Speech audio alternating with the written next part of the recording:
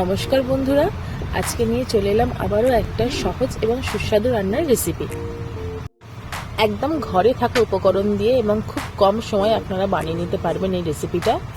যেহেতু রান্নাটা দমে হবে তাই হাঁড়ি নেওয়াই ভালো। প্রথমে 150 গ্রাম মতো টক দই ভালো করে হাত দিয়ে ফেটিয়ে নেব।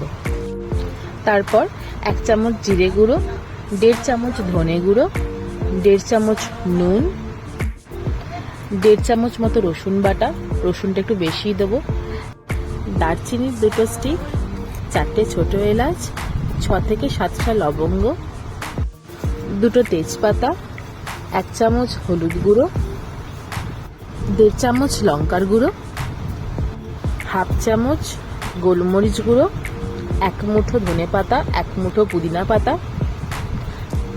1.5 চামচ চিনি, 75 গ্রাম মতো সর্ষের তেল আগে একটু গরম করে নেবেন। তারপর ঠান্ডা করে মিশ্রণটায় মেশাবেন। সর্ষের তেল গরম করে না দিলে কাঁচা গন্ধ ছাড়বে।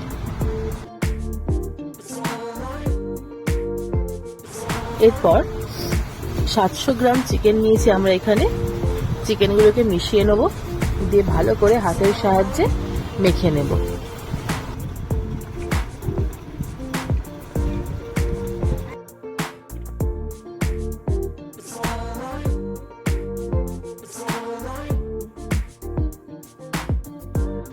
খুব সামান্য পরিমাণ জল দেবেন, না হলে কিন্তু চিকেন থেকেও জল বেরোবে আর জলটা অনেক বেশি হয়ে যাবে।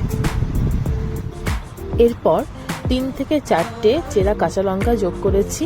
যে যেমন ঝাল খান সেই বুঝে যোগ করবেন। আর চিনিটা ঠিক এই স্টেপে দেবেন, বা আগেও দিতে পারেন, অসুবিধা তাতে কিছু নেই। এবার ঢাকনাটা দিয়ে দেব এবং চাটুকে আমি গরম করে নিয়েছি ফুল হিটে 5 থেকে 7 মিনিট, দিয়ে তারপর হাঁড়িটা বসিয়ে দেবো। ফ্লেমটা ফুল রাখবেন। দমটা ভালো হওয়ার জন্য এভাবে 1 বাটি জল নিয়ে হাঁড়ির মাথায় রেখে দেব। ঠিক 20 মিনিট পর এই স্টেজে এসে আমরা দিয়ে দেব কিউব করে কেটে রাখা পেঁয়াজ। এরপর ফ্লেমটা মিডিয়াম করে আবার আপনারা চাপা দিয়ে জলে বাটিটা চাপিয়ে দেবেন। তারপর 10 মিনিট পর আবারও খুলে দেখবেন। ঠিক যদি এখন এইরকম অবস্থায় চলে আসবে, আমরা মিশিয়ে দেবো 1.5 চামচ মতো রোস্টেড বেসন। বেসনটা রোস্ট অতি অবশ্যই করে নেবেন, না হলে কিন্তু কাঁচা গন্ধ ছাড়বে। এরপর মিডিয়াম টু লো ফ্লেমে আরও 15 মিনিট দমে রাখবেন। রেখে তারপর গরম গরম পরিবেশন করুন দম চিকেন।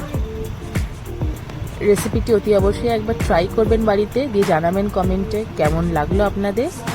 আর কি রেসিপি দেখতে চান সেটাও জানাবেন। আর দ্য রিস কিচেনকে সাবস্ক্রাইব করে দিয়ে যাবেন। ধন্যবাদ সকলকে।